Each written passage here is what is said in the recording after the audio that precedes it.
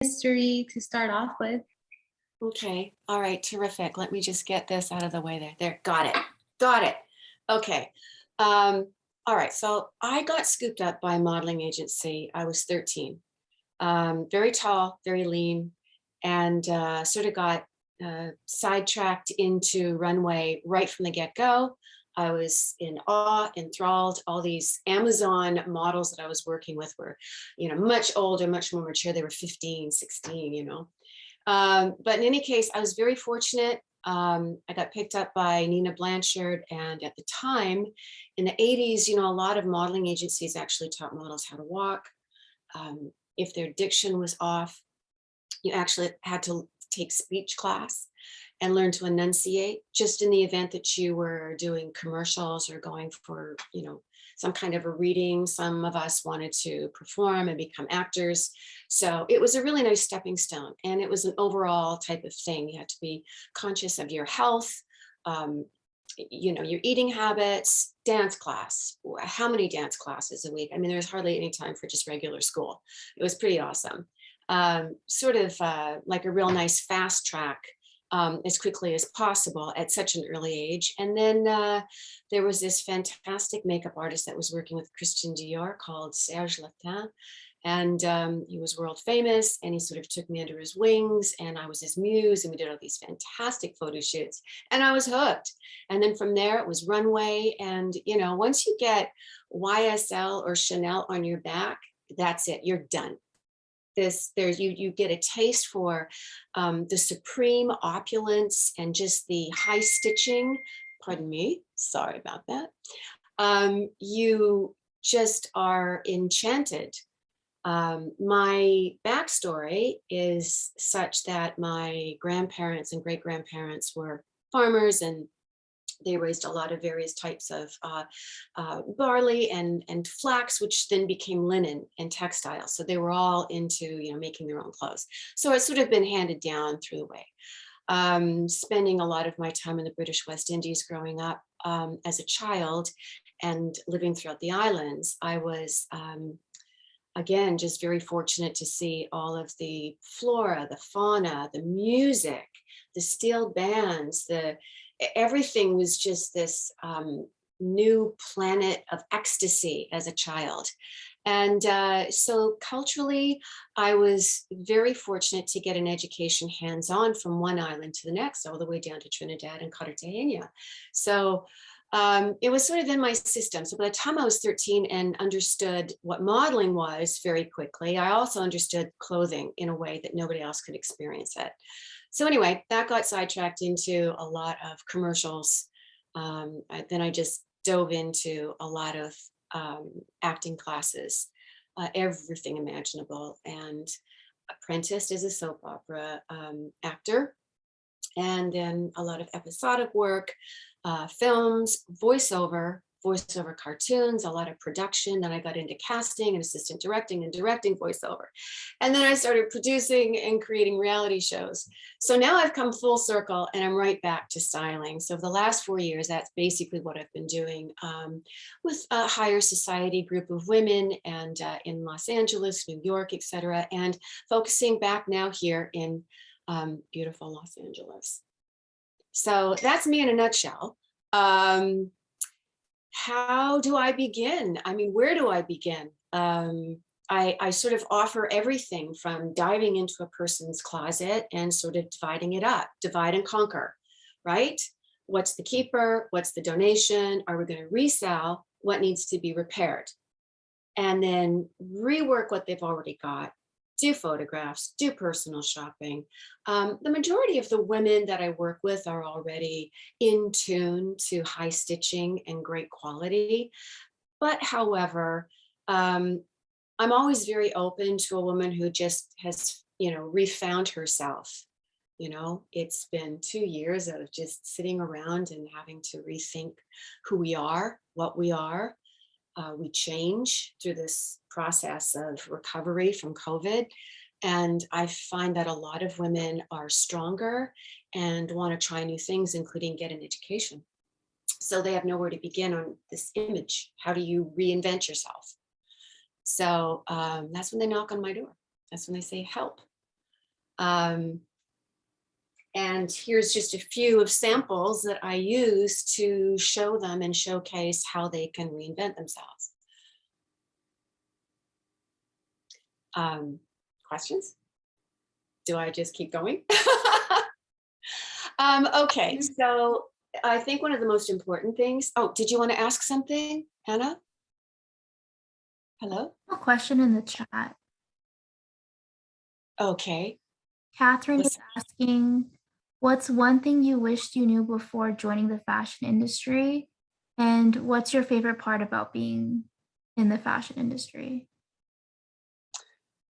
Well, I'm such a creative person, and the visual party that happens every time you see fashion is just such a delight that goes inside my head. I just want to dance around and just embrace everything. Every time I see a textile, for example, I have this incredible vintage. Oh, can I show this to you? I think I should. This is a vintage Gianni Versace jacket. It feels like cashmere. It was never worn. It has shorts to match. Probably 1984, 1985. I just look at this and I'm happy. There's very little about the fashion industry that I don't find somehow entertaining, or it's sort of a springboard into what's happening into society or the music industry or on the street. I think what's very valuable is to know what's alive in the culture where you live, where you want to live. Knowledge is power. And the more you can understand just how different each city, I know this sounds kind of out there, but dresses, it also signifies who they are personality wise. Clothes are very emotional. It's a very emotional thing when I'm helping someone redefine themselves with clothing, which I find very interesting, because we're all very much the same, that we hold on to memories to something and we can't let go. One lawyer that I was working with, I think I allowed him to keep 2 t-shirts and a pair of shoes. And he was very unhappy until we went shopping and I showed him the steps of what it takes to reassemble your closet, get your basic essentials, ask the right questions to your clients. What do they do? Do they work? Do they have children? Do they travel? Do they travel with their children? Are they starting a new career? What kind of a career is that? Will they wear heels? There's just, it's just a vast amount of psychological things to digest every time you are introduced to somebody who wants some help. Every time I look at a fashion magazine, I'm overwhelmed by all the possibilities that that one dress can perform on all these various clients that I have. It's just amazing. I don't know if I'm answering your question. I'm kind of going everywhere, but that's what fashion does to me. It gets me super hyper and excited because I can talk about it forever. I mean, I hope you all feel the same way. It should energize you. No question about it. What was the other question that she asked?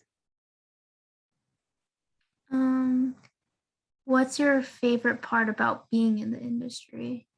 Yeah. I think I was sort of answering both at the same time. When you're helping somebody and you're bringing service to their life, it's just very rewarding, and to help each other and to help people. And, as a woman and gone through a couple of decades, I've seen how women's progress has been started and stalled in terms of work and career, paycheck, etc. And I think all this involves design. It all intertwines. Everything sort of works together. Fashion and film, if there's a new movie out and it's a hit, guaranteed that fashion is going to hit the market. So it's sort of exciting to see how it all unfolds year after year. One thing I know with my clients is that they've spent a lot of time in just sweatpants. doing Zooms like this, so you only see this much. They've forgotten what color their hair really was before it all started and how they want to change themselves. And that's very exciting. It's very optimistic. And I think that's what I get that yes, that's more likely my charge. My energy that I get to offer them energizes them, and it just makes it all nicer for the day, for their family. They're a happier person. I'm happy to make them happy. So I think that's what fashion does. You know, when you get a good haircut, when you get a good hair color, just when you get your teeth cleaned. I mean, it's these little tiny tips along the way that a lot of people don't understand is just part of maintenance.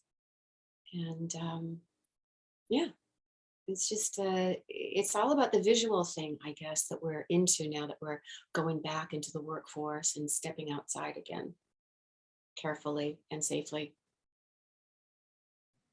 We got another question. Mhm. How did you get started in the industry and where did you start? Okay, so yeah, I started as a model when I was 13. It was an agency that I had known through a friend of a friend. I happened to just go into the office one day, and rather than choose a friend of a friend, they actually wanted to talk to me. And that's how it all started to unfold. And, during the 80s, it was a different time. And I ended up doing a lot of traveling on my own and in airplanes that you just wouldn't even think of today. It was a different time, but, I was very lucky. I was able to work with models that were older, that were on the brink of big stardom, and I was able to be mentored by them. So, in turn, as you get older and you gain this wisdom, and you're happy with it all, and you've been blessed by so many people, you want to return that. And that's where I'm at. We have a few other questions. What Mhm. advice would you give to an aspiring stylist? I'm sorry. What advice would you give to an aspiring stylist? Uh, Study, research, research, research. Just never stop reading about the designers that you love. Look in art books, look in architecture books, interior design books. All of these designs somehow filter through into what is your package in terms of a stylist and how you view the world. And the more you educate yourself, the more you get informed about the past and the present and where you're going in the future. It's a constant education, but it's so much fun. I mean, we're of the creative sector. So I think it's also important to associate with people that are just as creative. You bounce ideas off of each other and you might collaborate down the line. Someone is going to end up becoming that photographer and you're going to want to do some photo shoots. If there's one thing I love to do is to work with young aspiring models as well as actors. Being, in front of the camera so much of my life, there are certain angles and certain things that you have to do that someone who's a pro can only teach you. And so, it's the promise of great things to come when you are helping someone.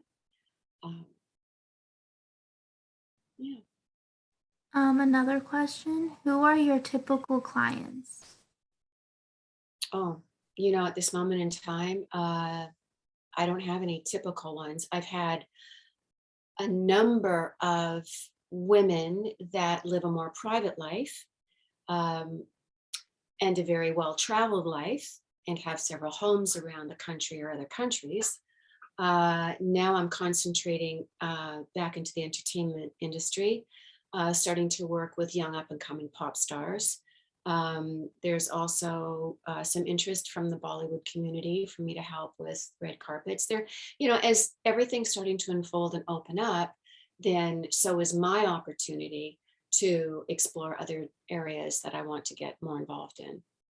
So primarily, just during the last few years, it's been private, which makes sense.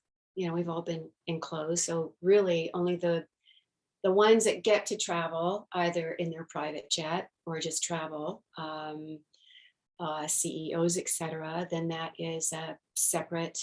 group of clientele compared to the entertainment industry, which is what I come from and what I love.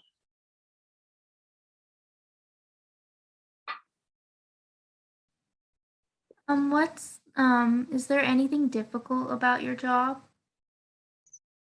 Uh, oh, there with everything creative, there's always a sense of difficulty because sometimes you're helping to redefine somebody's image, and they want to change their image, but they don't want to change their image.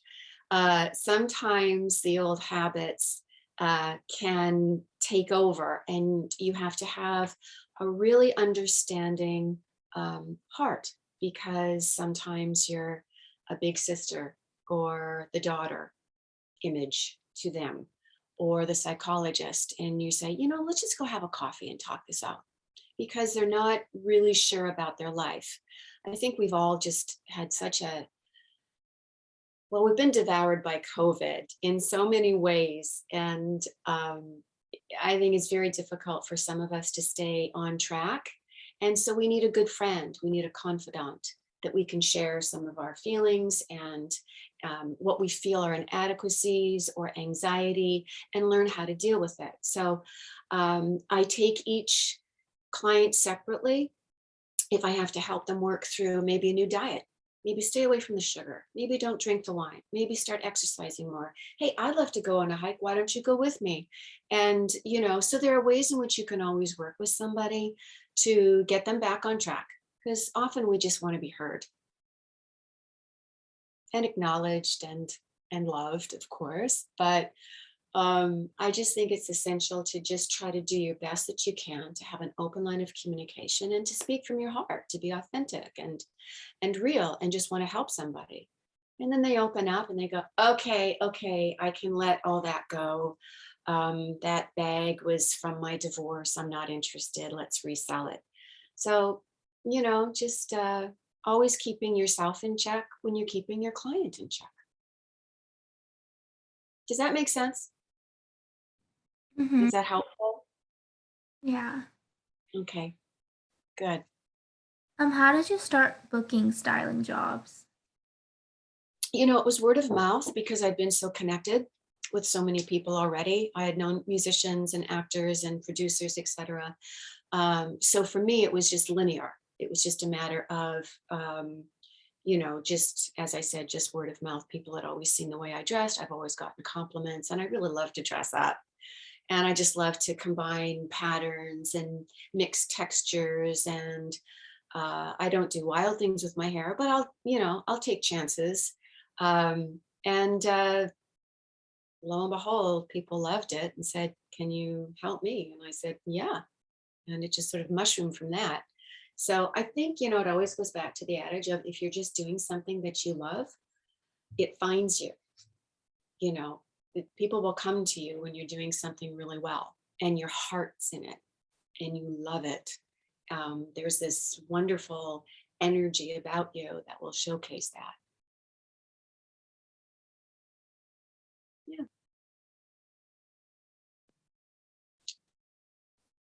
What else? What else would you like to talk about? When like styling someone, like how difficult is it when you're styling another person?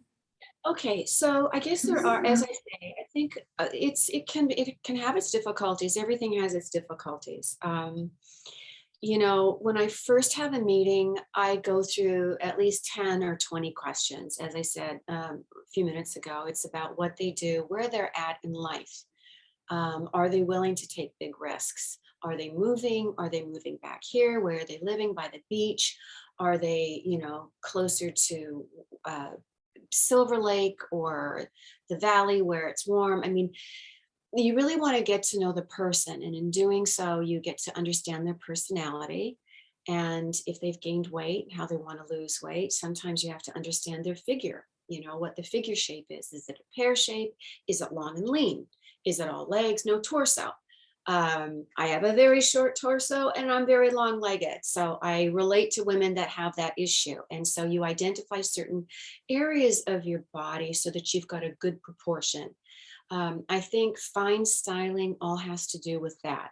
It's not just creating a polished look. And even when you're mixing patterns, when I'm working with musicians and they're just trying to do something rock and roll meets spaceman, it still needs to have some completeness factor to it. It still has to be nicely produced, and you button it up, you seal it up to make head to toe, hair, makeup, jewelry, everything has to jive. Everything has to correspond and talk to each other. There's a direct link to how that's going to fit on someone's body. So you try different things. And, as I say, some women I know like to wear, for example, if they like to wear shorter skirts, but longer skirts and pleats are really on trend, and they want to reach out to something that's more modern, but they feel, oh, I'm 52 and I don't feel like I can pull that off.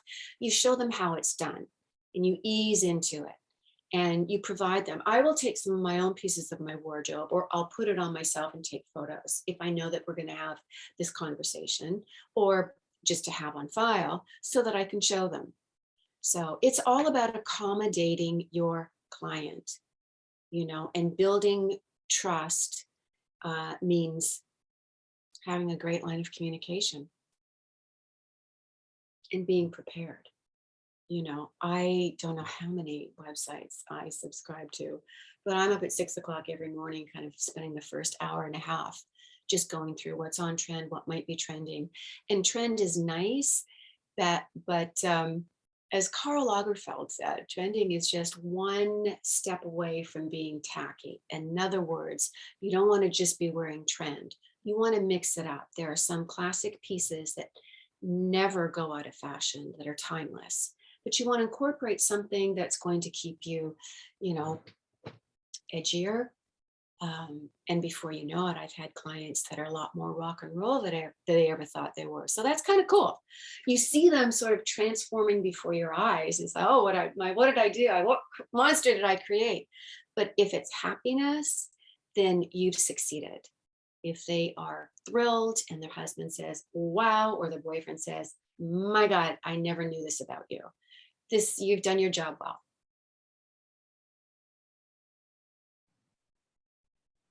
Thank you. We Okay. have a few other questions. Does social media play an influential role in your career? Oh, of course, of course. And you must be flexible and versatile to everything that's going out there. There's just so much dialogue of what's hot, what's not every 5 minutes. So I think you have to be very structured from the beginning and read and watch documentaries on the greatest designers there've ever been. And you probably have a list of them because I'm sure they teach all of you this. I mean, whether it's, of course, the almighty woman, Coco Chanel, YSL, Givenchy, Pierre Cardin.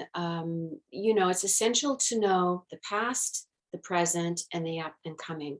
And that's easy. We've got Google now. It's this limitless encyclopedia of information out there. So well-informed is everything.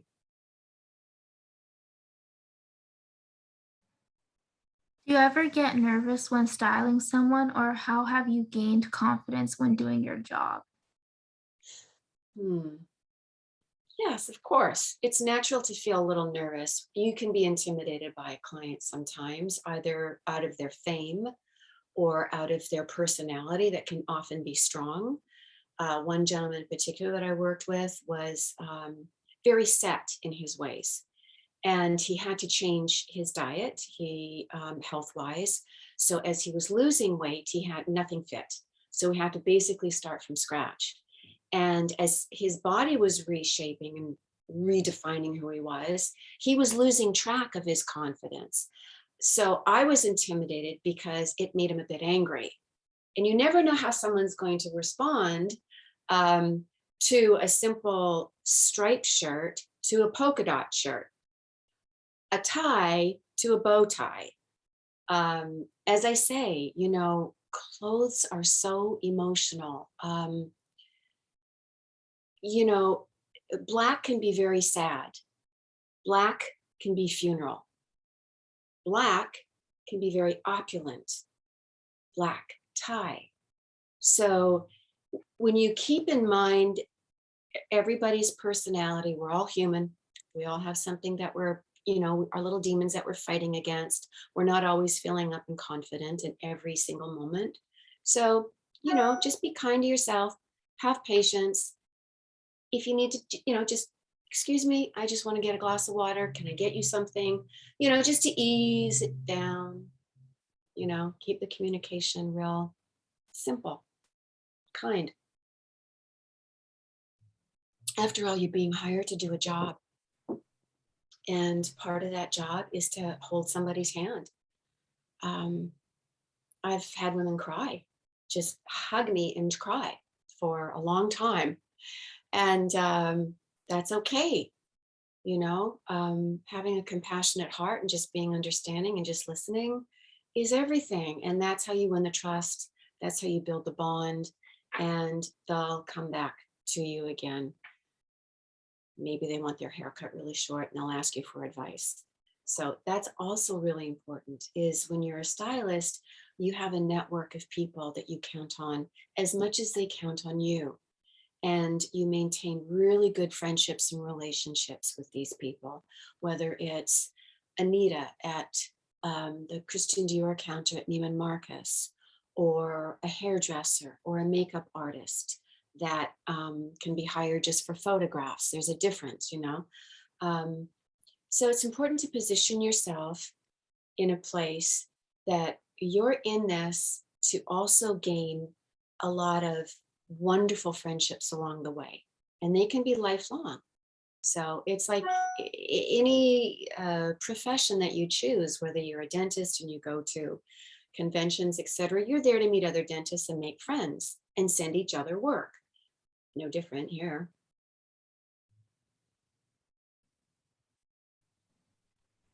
And we have another question. How much risk do you take when doing your job? Hmm. I think after a while, when you, with age comes wisdom and intuitiveness, and you are able to, ask the right questions and, uh, you know, again, communication is everything. So if you want the best for your client, they'll pick up on that too. They know if you're real. They know if you're doing it for um, the money. They'll know if you're doing it for the love of what you want to offer somebody. And it's a servicing business, being a stylist. You're servicing people. In many ways, we're all servicing each other. And so it can be intimidating sometimes. We all get a little shaky, but you brush it off and you say, you know what? I've had some great experiences and I've got great people in my roster, and there's more to come. So you just enable yourself to, navigate the storm.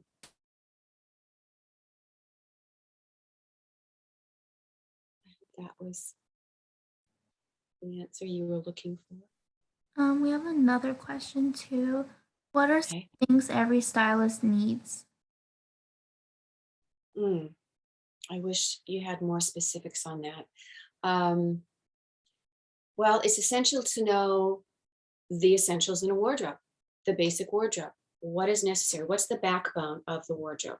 Okay, so for a woman, it's probably the obvious. First, a dress, maybe a daytime dress, an evening dress, a dress that can go day to evening, a blazer, a coat, boots, certain shoes. Does she wear sneakers? Well, sneakers are here last. Will she go for a lug?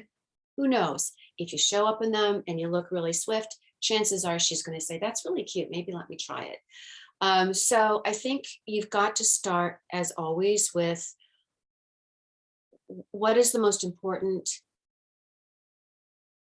recipe for this person's life in their wardrobe. Maybe they just ski and hike all day. So they're not going to be wandering around carrying this. You've got to be realistic on who it is that you're working with. And that steers you in the right direction. I think if you're well informed, again, it's all about um, constantly going to whatever you can find in your library of books. I have a few books here that I read on the regular. You know, Audrey Hepburn. Every woman can relate to Audrey Hepburn somehow, some way.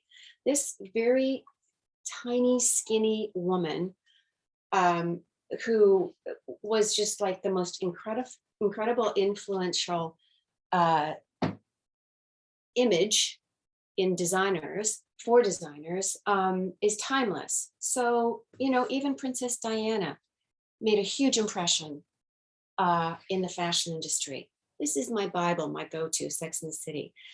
When you're a stylist, you need to know who the other stylists are that have made a difference. Patricia Fields, Grace Cottingham.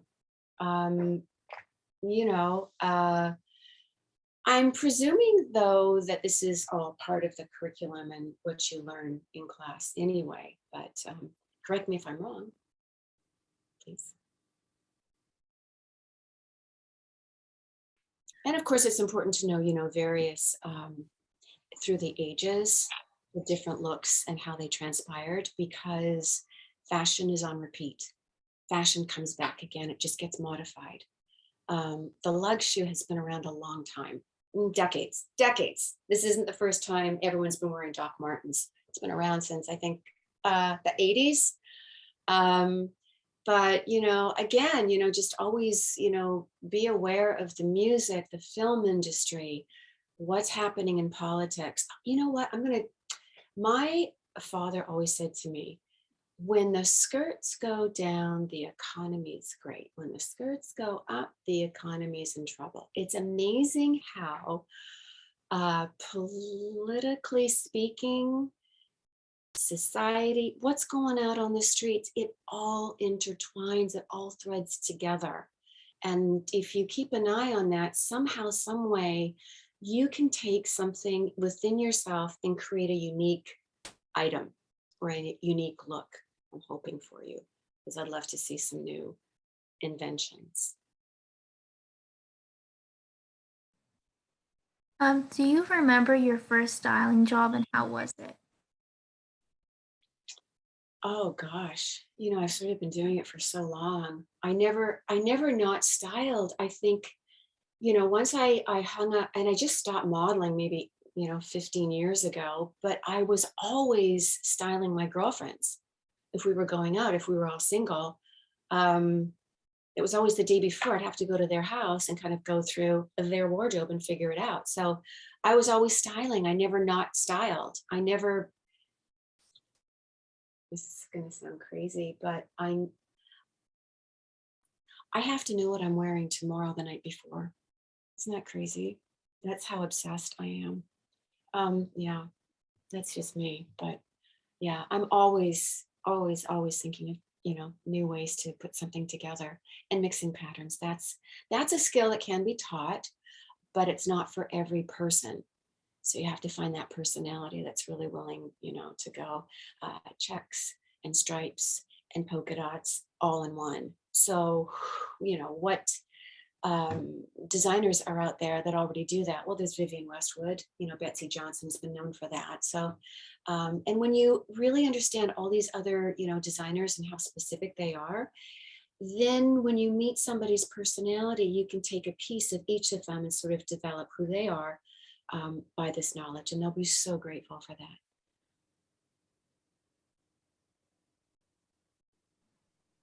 Thank you.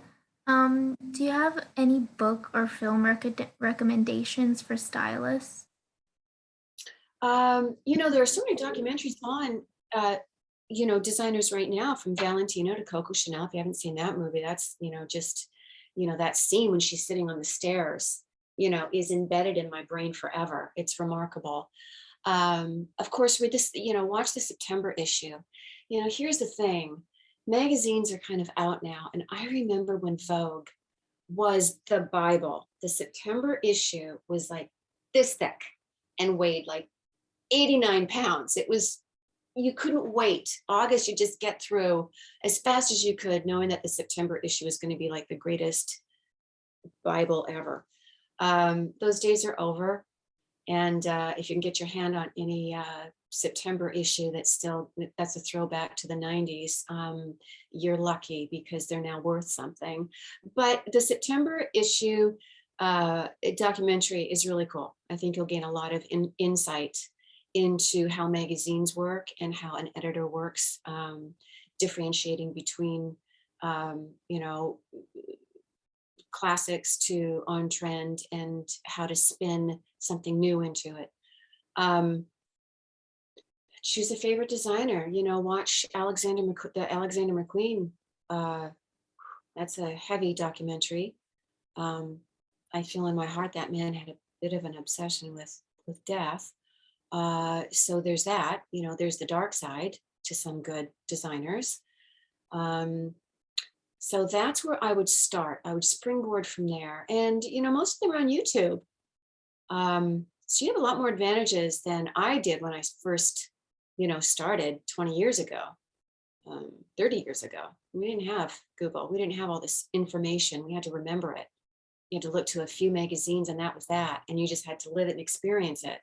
Now you've got it, you've got a lot of ammunition, you know, in your pocket for your first job, and just have fun. Just have fun. Remember, you know, fashion is like, you know, what would you be doing if you weren't involved in fashion?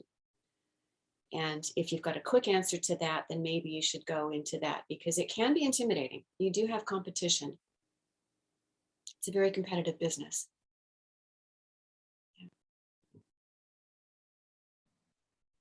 Oh, your camera's off. I don't know if you meant to leave it on or not. It's off. I didn't touch Yeah. anything. Really? Oh no. Just did it just happen? I mean, it's been a little bit, but I thought you wanted it off, so I wasn't sure. Oh my goodness. No, I did not. I don't know what happened. I don't even know how to get, so you don't see me at all? No. Oh no, that's terrible. Oh no. What do I do? Um, Um, Gosh, guys, I'm so sorry. it's okay. I mean, we heard you. Is the stop video, does that your stop video option on Zoom have a slash on it and it's red? Yes. Yeah, Oh, I don't know we why that see happened. you. That is the oddest thing. Geez, I'm sorry, guys. How long was it off? The whole time. The whole time. Oh my goodness. Oh, for goodness sake. I'm so sorry. I am so sorry. I had no idea. No, we're so sorry. When we just heard you mention, look at this, and I'm like, wait, are she mean that we can't see? Oh my goodness. Look at this. Look at this Gianni Versace jacket, guys. Look at it. Look at these cherubs Oh my here. God. This is what I'm talking about. So this is vintage. So, you know, there's good vintage and then there is not so good vintage. So I would also, you know, if we're all living in LA where they have some great thrift stores, which I highly recommend. Yeah, oh my goodness. I'm so sorry. I had no idea. I have a question. Do most of your clients now start to request more vintage clothing rather than what's coming out new? Or is it just like a balance of both? You know, it's a balance of both, and sometimes you have to educate them.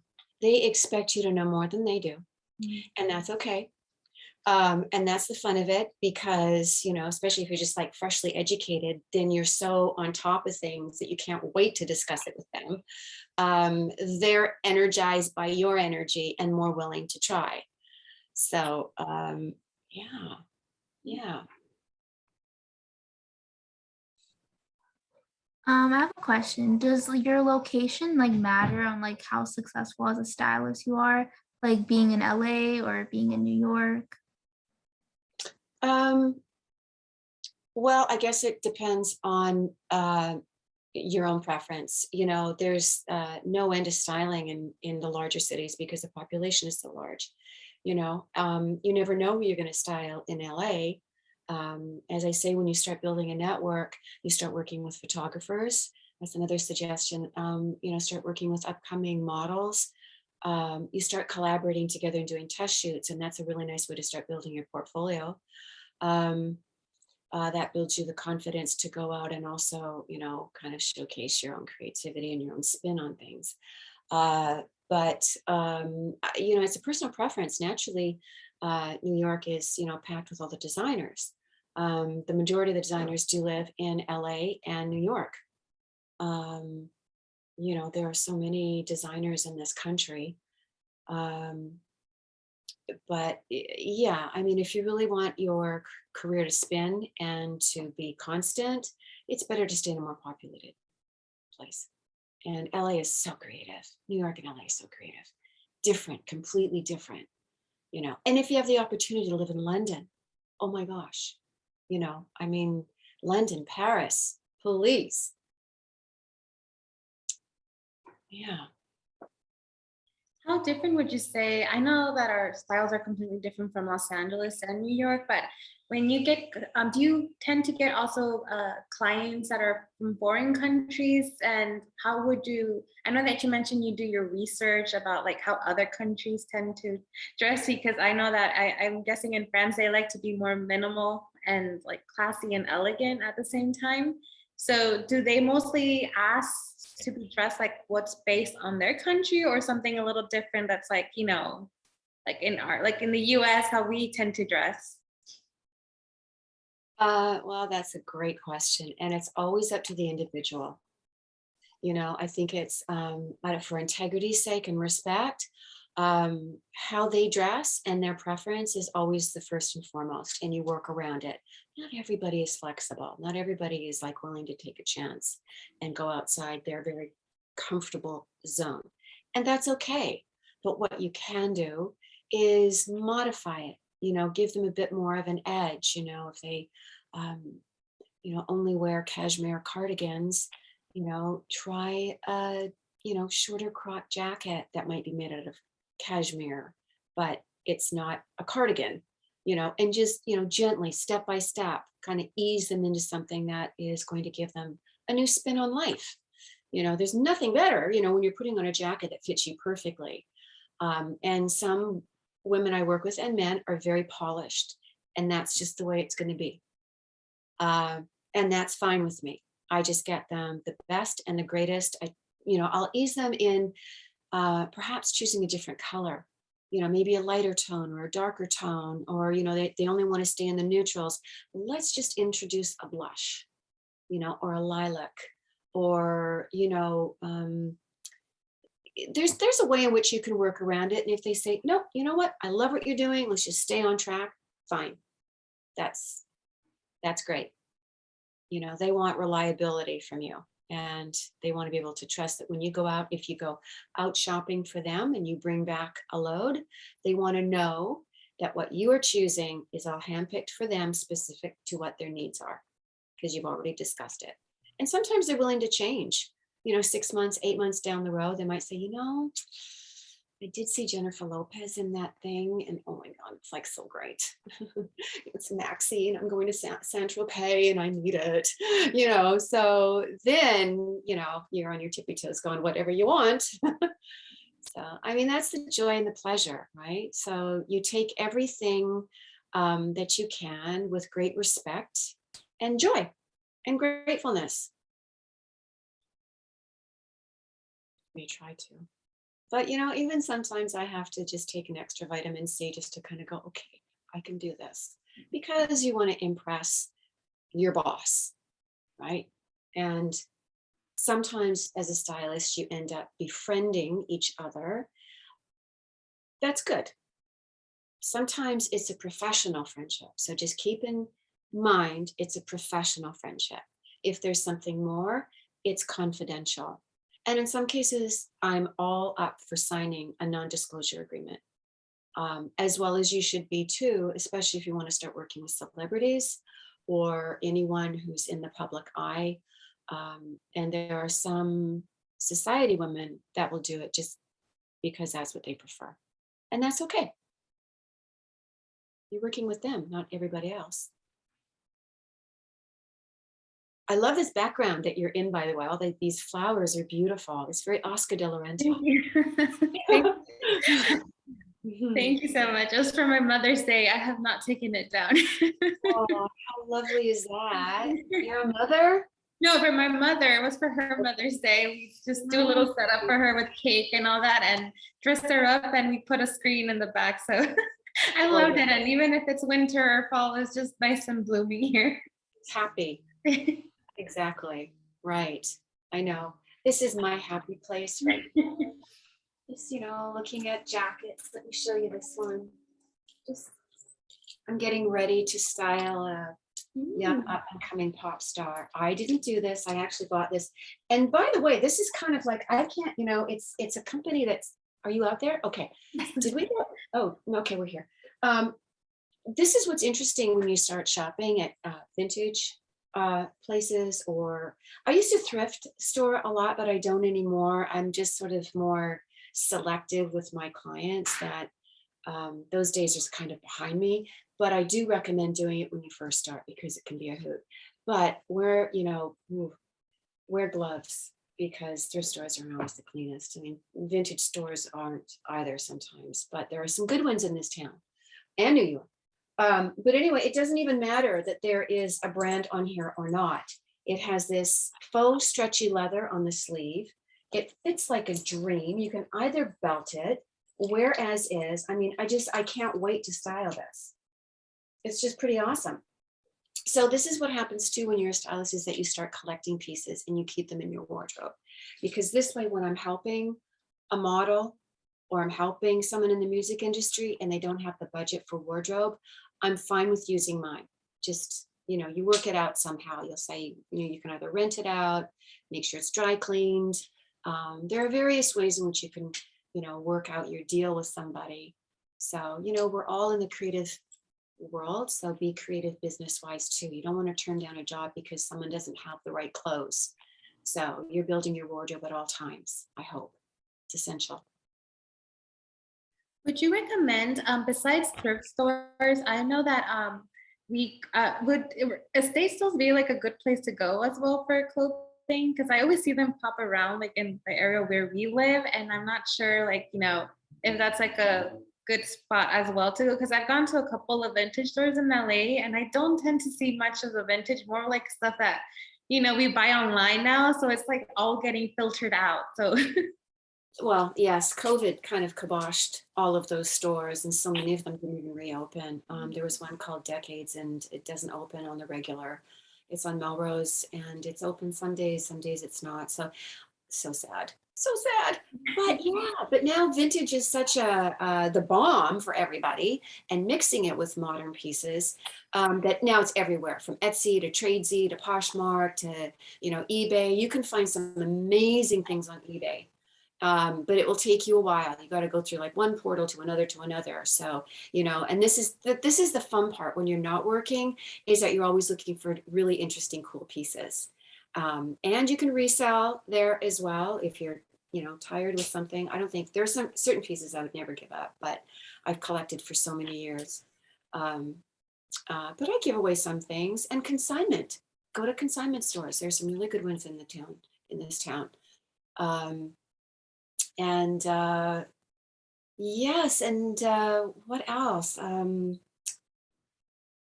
guess I could, let's see there. Yeah, I would just Google consignment stores.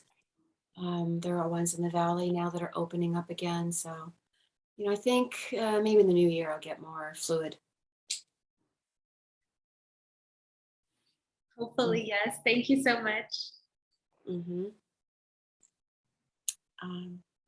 What's else? Yes. What's your favorite style that you like to put your clients in? Ooh, something that they're not used to, because I love to get their reactions. And that doesn't mean that what I'm doing is changing them radically. It just means that they've always wanted to, but they've never had a reason to, or they don't feel that they're at the right weight, or they're too old, or they're too young, or, there's always something, it's the wrong color for me. Well, you know what? Just humor me. just humor me. I just see something. Can you just trust me and just try it on? And then they do. And then you work in a belt, or you work in a scarf, or you pull up the hair, or, you know, you do something like, you pull a hat, you know, you do a braid on one side, and suddenly you're doing the whole thing. And that look is coming together in their imagination.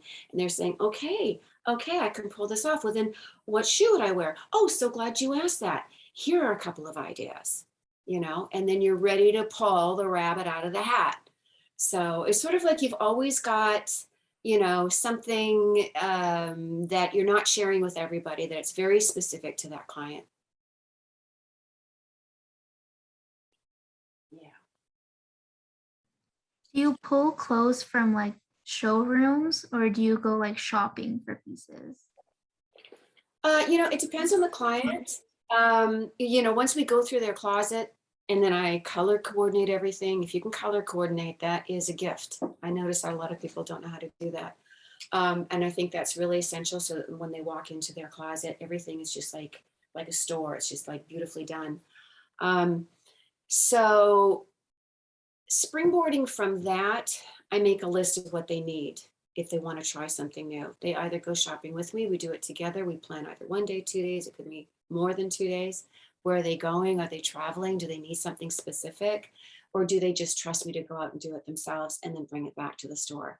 And then you spend the day traveling everywhere, you know, and it might be a consignment store, and then it might be Neiman Marcus, and it might be Nordstrom's Rack. So, and these are stores that I think are really good for you to, you know, walk into yourself when you've got time to do so, to see how they're setting things up and how they're, you know, what the mannequins are looking like, so that it triggers certain ideas and energizes you for your next meeting with a potential client or a client that's already set. I love this Thank job. you. Blame I also have another question. What does like your typical day look like when you're styling someone? Oh my goodness, there's hustle bustle. There's really never a typical day. If you could see my wall behind you, I have these like huge post-its that I put on the wall. So when I have a client, I've already got, and on my phone, I've already got photos of their closet, or I've already got a file system already started for them. So I've already got ideas. Even if I'm just meeting a client and I just do a phone consultation first, I've already got an idea and already a feel for who they are, because I ask those 10 or 12 questions. Do they work? Do they have kids? Do they travel? What age are they going to school? Are they traveling? Where are they traveling to? How many houses do they have? Or are they moving? Are they getting a divorce? Are they getting, you know, Invisalign? All these things have to do with their image. And once you can lock into getting a good grasp of what that is before you meet them, that is your steps ahead of the game. But what you need to do is to also prep. And if that means taking photos of tear sheets, taking tear sheets from magazines, creating a visual file for them. Not always on the phone, not always on your computer. Sometimes they're old school and they just want a photo of a magazine. Tear them out. They're called tear sheets. Tear them out. And so your office becomes like this incredible studio of, you know, lookbook number 1, lookbook number 10, lookbook, you know, and file systems. And, you know, it's never ending. So it never changes. I mean, it's really important. As I said earlier on, I start my day by going through all of the sites that I subscribe to and think about who's coming up, or who am I, you know, styling in the next week or so? When is the next photo shoot? So I'm prepping for so many different things. I mean, I don't even know if the term multitasking is a sufficient enough word for the kind of things that you juggle when you're doing this line of work. Multitasking is so underrated because you've got so many things on the go. But you want to have so many things on the go. And I feel as a creative person, the more you're doing and the more you're talking to other creative people, the better you are at creating. You keep it alive.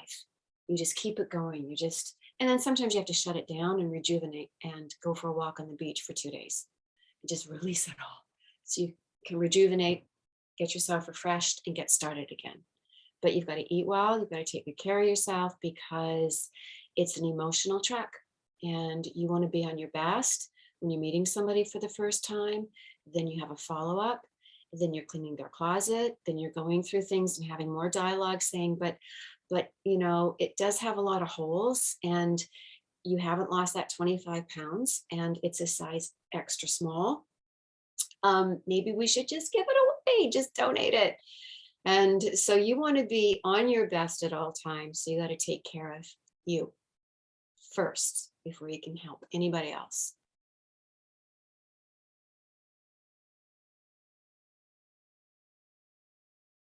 Okay. It is 7:30, so that, I mean, it was like the full hour, but if anybody else has any other questions, feel free to put it in the chat or you could turn your mic on. Okay. My website should be ready within a week. It's been promised to me for 2 months, so that will be helpful if you all want to look at that soon. Or if you have any other questions or you want to email me about things, I would, you know, I've mentored before and I love it. And if you're as excited about fashion as I am and styling and everything that I've been talking about, you know, I'm cool with you reaching out to me and having a chat. Yeah. Thank you so much. Thank you so much. Thank you, Noelle. Thank you, Miss Lauren. Thank you all. And I'm just wishing you the best journey and just remember to make every year count. Don't count the years. And I'm saying that because we all know what we've been through for the last 2 years. So just do the very best you can. And always give it your best shot. Keep trying. Thank you so much for sharing your experience and your wonderful philosophies. We'll be taking that to heart because it's like the first time I've ever heard someone speak about their job so passionately and, you know, something when you love it so much, and I can just see that radiating from you. So thank you so much. And I really appreciate it. We all do, actually. We really do appreciate you being here. Thank you. Thank you for choosing me to speak because there are millions of others out there that could have been in this position. And I'm just really grateful.